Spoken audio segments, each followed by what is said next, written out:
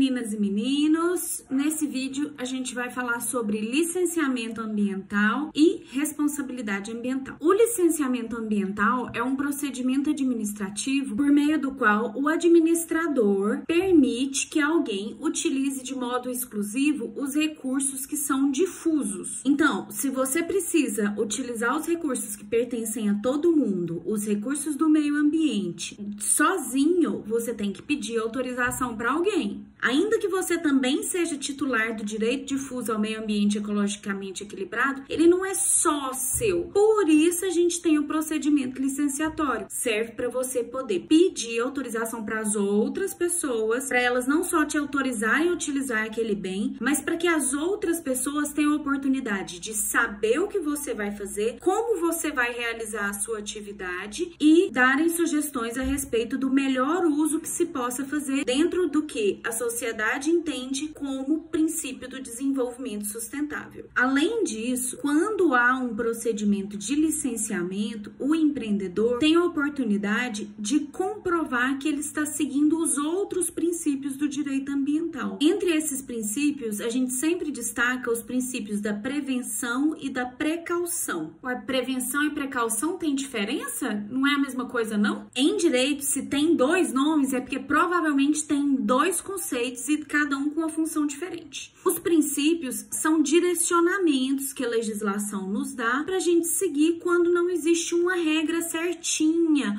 um comportamento descrito na legislação para a gente seguir. São encaminhamentos, são orientações. Seguindo o princípio da prevenção, a gente entende que quando existe algum risco, algum dano cientificamente conhecido em decorrência de uma atividade, nós temos que tomar as medidas necessárias e suficientes para impedir que aquele dano aconteça, diminuir ao máximo ou permitir que, caso o dano seja inevitável, ele seja no mínimo recuperável a níveis aceitáveis pela sociedade. Então perceba você, ninguém tá falando que por conta da prevenção nada vai acontecer e a gente vai fechar todas as empresas. Ao contrário, o que o princípio determina é que se faça algum estudo e que se dê certeza daquele dano, daquela atividade, da possibilidade de recuperação e da inexistência de prejuízos à saúde, ao meio ambiente, ao desenvolvimento sustentável. Uma das ferramentas para efetivar o princípio da prevenção é justamente o estudo prévio de impacto ambiental, que o próprio empreendedor realiza, ele contrata os profissionais, ele paga, ele que organiza tudo, porque ele é o maior conhecedor da atividade dele, e por meio desse estudo, que é uma das etapas pedidas nos licenciamentos, o empreendedor consegue demonstrar que ele vai utilizar o recurso de todo mundo sem destruir tudo para frente. Já o princípio da precaução é aplicado quando a gente não tem certeza científica a respeito da extensão, do tamanho, do tipo de dano que vai ser causado por alguma atividade. Quando existir essa dúvida, de acordo com o princípio 15 da Declaração do Rio, mesmo assim a gente não tem desculpa para não fazer nada. O legislador entende que essas ameaças de danos graves, irreversíveis, dos quais a gente não tem certeza científica absoluta, não são razão para adiar medidas economicamente viáveis. Ou seja, não é porque você não sabe o que vai acontecer que você não vai fazer nada. Você tem que fazer alguma coisa. No mínimo, a consequência da falta de certeza absoluta a respeito de um dano ou de sua extensão causa a realização de estudos, de pesquisas, de meios de se tornar o dano cientificamente conhecido e a partir disso você implementar as modificações, tomar as medidas necessárias para preservar a saúde, a qualidade de vida das pessoas e assim poder realizar a atividade empresarial tranquilamente. O impedimento de realização de alguma atividade só vai acontecer se realmente as medidas não forem economicamente viáveis, por exemplo, fica muito caro realizar aquelas medidas ali, a atividade daquele empreendimento não vai ser lucrativa, não vai compensar, ou o dano, o perigo é tão grande, o risco é tão grande que não compensa fazer teste. Mas todas essas situações são discutidas dentro do licenciamento, que é um espaço de debate, ele é um processo em que cada um vai lá e junta sua documentação, faz a apresentação das suas razões. O processo, ele não é uma coisa extremamente nociva, ele é só uma ferramenta para a gente poder conversar e catalogar aqueles documentos, guardar tudo ali, todo mundo poder ler, ter acesso àquilo que foi debatido. Como o empreendedor vai se beneficiar sozinho dos recursos que são de todo mundo, porque o lucro é dele, a gente fala que ele precisa seguir o princípio do poluidor pagador.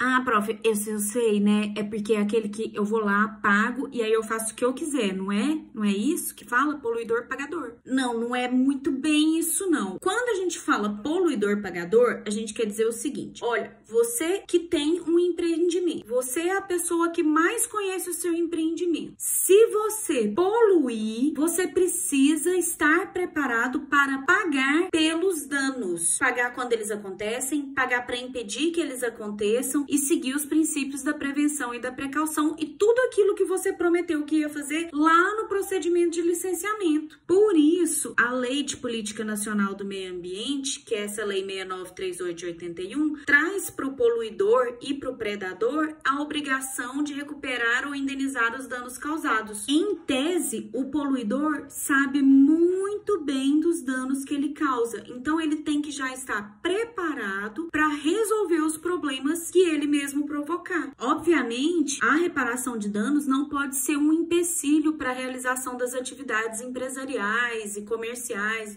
e para o desenvolvimento econômico de um modo geral. E seguindo essa noção, a Declaração do Rio fala que essa reparação não pode causar distorções no comércio e nem nos investimentos internacionais, mas deve manter atenção ao interesse público. Desenvolvimento também é interesse público. Manutenção da saúde é interesse público. Isso tem que ser balanceado e não é uma coisa fácil de fazer. Se fosse fácil de realizar, ninguém tinha problema ambiental, ninguém tinha problema com o meio ambiente em lugar nenhum, a gente estava nem discutindo legislação aqui.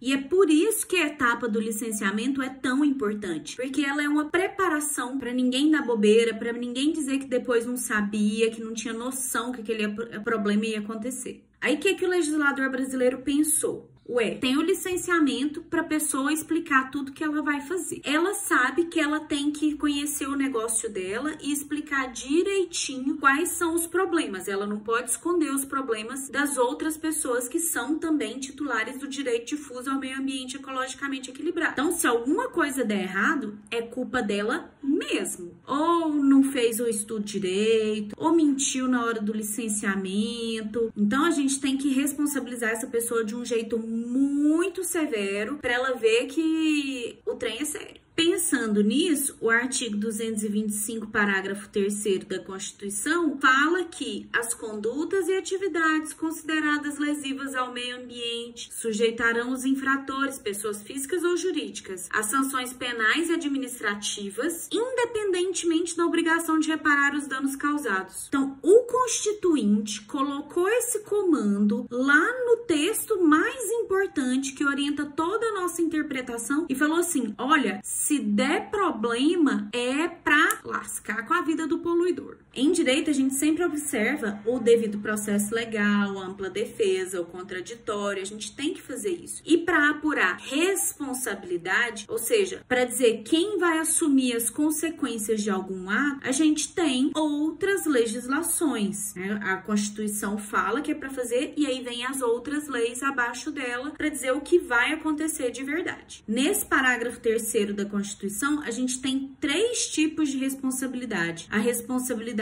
civil, quando ele fala na obrigação de reparar os danos causados. A responsabilidade penal, quando ele diz das infrações penais, as sanções penais. E a administrativa. Cada uma dessas responsabilidades é um ramo diferente do direito e é uma legislação diferente que a gente tem que seguir. Mas as 3 esferas compõem a noção de responsabilidade ambiental, porque a responsabilidade ambiental ela é integral. A regra no direito não é isso acontecer. A regra é, se você é responsabilizado lá no crime, você vai pra cadeia, pronto, acabou. Você não tem mais muita coisa pra você fazer. Se você é responsabilizado no civil, é só lá, a gente paga indenização, pronto, resolveu. A responsabilidade administrativa, você vai pagar uma multa, vai ter alguma medida administrativa e pronto. Não é normal no direito ter as 3 coisas de uma vez por conta de uma conduta, mas em direito ambiental é isso que acontece. Então, se, por exemplo, alguém vai lá e desmata uma área de preservação permanente, que são aqueles espaços que tem em volta dos rios, dos córregos, dos mananciais de água, o nosso Código Florestal é que fala disso, né? Tem os espaços, tem lá as medidas, tudo direitinho. Alguém vai lá e passa o correntão, enche de gado, põe tudo lá, as vaquinhas todas pastando naquele cantinho onde não pode. Se a pessoa não tem licenciamento, com certeza ela cometeu uma infração administrativa. A gente vai lá na Lei de Crimes Ambientais, onde estão os crimes ambientais e as infrações administrativas, e procura lá qual é a sanção administrativa cabível para aquela hipótese. Eu não vou nem ficar te ensinando como é que faz isso, como é que procura, o que vai acontecer, porque essa é a tarefa do advogado. Então, o seu serviço é saber que, nesse momento, é necessário um profissional do direito para te ajudar. É aquela hora que você tem que virar e falar assim, cria vergonha, contrata um advogado, uma advogada. Economizar com advogado nunca é uma boa ideia. Amém? Olha as infrações administrativas que estão previstas lá na Lei de Crimes Ambientais. Tem outras em outras leis, em outros lugares, tá? Eu coloquei só essa como exemplo. Mas tem advertência, multa, apreensão de produtos, de animais, de instrumentos, destruição de alguma coisa, suspensão de venda, demolição, pode perder o registro, a licença, cancelar, proibir de contratar com a administração. Então, são medidas sérias para uma empresa que, por exemplo, seja proibida de contratar com a administração, proibida de participar de licitação. Isso pode significar uma perda financeira imensa e até o fechamento, a inviabilidade da empresa. Ai, prof, tadinha da empresa. Eu fico com dó das outras empresas que estão fazendo tudo certinho e o mala tá lá atrapalhando o mercado. Ainda na Lei de Crimes Ambientais, a gente tem as penas aplicáveis aos crimes ambientais. Então, você vai ter as penas privativas de liberdade, detenção, reclusão, de acordo com cada crime que a pessoa comete. Aí, o seu advogado, a sua advogada vai procurar lá quanto tempo de cadeia que dá para quem desmatou a área de preservação permanente. E vai ter que fazer as contas se não tem alguma causa de redução de pena, causa de aumento de pena. A gente do direito vai lá ficar procurando esses números e fazendo esses cálculos do jeito que a gente consegue. E existem penas diferentes também, a depender se tratar de pessoa física ou jurídica. Então, a pessoa física, pessoa mesmo, ela consegue fazer serviços à comunidade, pode ser que haja suspensão parcial das suas atividades, ela pode ter que pagar um valor em dinheiro, né, prestação pecuniária, ou recolhimento domiciliar, ficar lá preso em casa. Tem essas penas também. Elas podem ser aplicadas em conjunto com as penas privativas de liberdade, ou não, só a detenção, reclusão, só a cadeia mesmo, tá bom. A pessoa jurídica não vai pra cadeia, por isso a gente tem outras penas para pessoa jurídica, ó, suspensão parcial ou total das atividades, interdição de estabelecimento, obra, atividade, proibição de contratar com o poder público, de obter subsídios, doações, e tem a prestação de serviços à comunidade também, como pagar por programas e projetos ambientais, fazer obras, realizar manutenção de espaços públicos, contribuir com atividades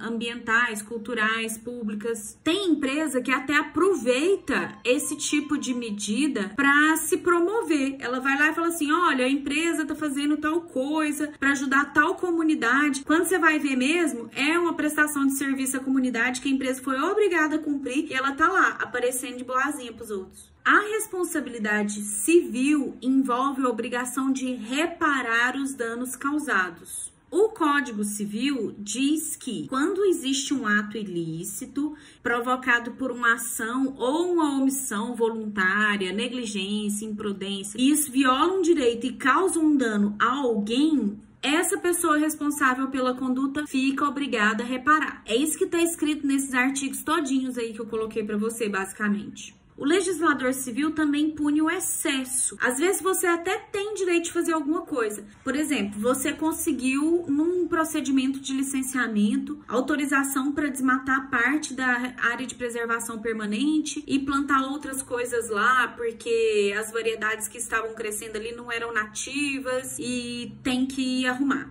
Mas aí você vai lá, alopra e desmata toda a área de preservação permanente e a reserva legal e fala assim, não, eu tinha direito porque eu tenho um licenciamento. Se você se excedeu, também é ato ilícito, também tem a obrigação de reparar. Reparar nesse caso é o quê? Replantar, voltar o negócio pro jeitinho que ele tava depois. Só que como em meio ambiente ecologicamente equilibrado a gente fala de dano difuso, pode ser que essa sua atitude tenha consequências para as outras pessoas. Seguindo esse nosso exemplo, vai que a água do vizinho acaba porque você resolveu desmatar a beirada do córrego tudinho. O vizinho pode entrar na justiça pedindo de você que repare os danos causados. E aí ele lá, junto com o advogado, com a advogada dele, vai ter que fazer as contas de quanto ele perdeu, quanto ele deixou de ganhar, fora o dano moral, né? Claro, porque dano moral a gente sempre pede, gente. Chegar uma ação na sua casa não tem dano moral é porque a pessoa tava numa paz tão grande que ela não quis nem pedir. Falar a verdade, eu nunca vi isso acontecer, não. O legislador civil permite que, nos casos de legítima defesa, exercício irregular de direito, lesão à pessoa, dano pré-existente, culpa de terceiro, a gente exclua a responsabilidade. Só que, como a pessoa que mexe com o meio ambiente fez licenciamento, fez todos aqueles procedimentos que a gente já falou, isso não se aplica para a responsabilidade civil por dano ambiental. Ou seja, quando há dano ambiental, você não tem como alegar legítima defesa, dano pré-existente, culpa de terceiro, não dá para alegar nada. A responsabilidade é integral, objetiva, não aceita nenhum excludente.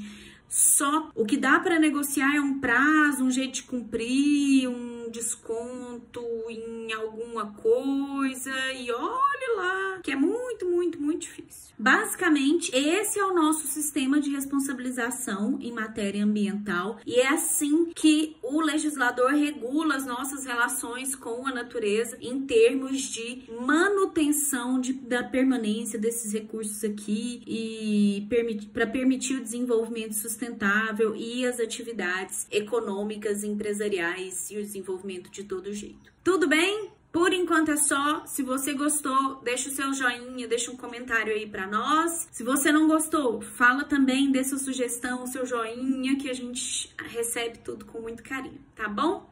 Um beijo pra você, até a próxima!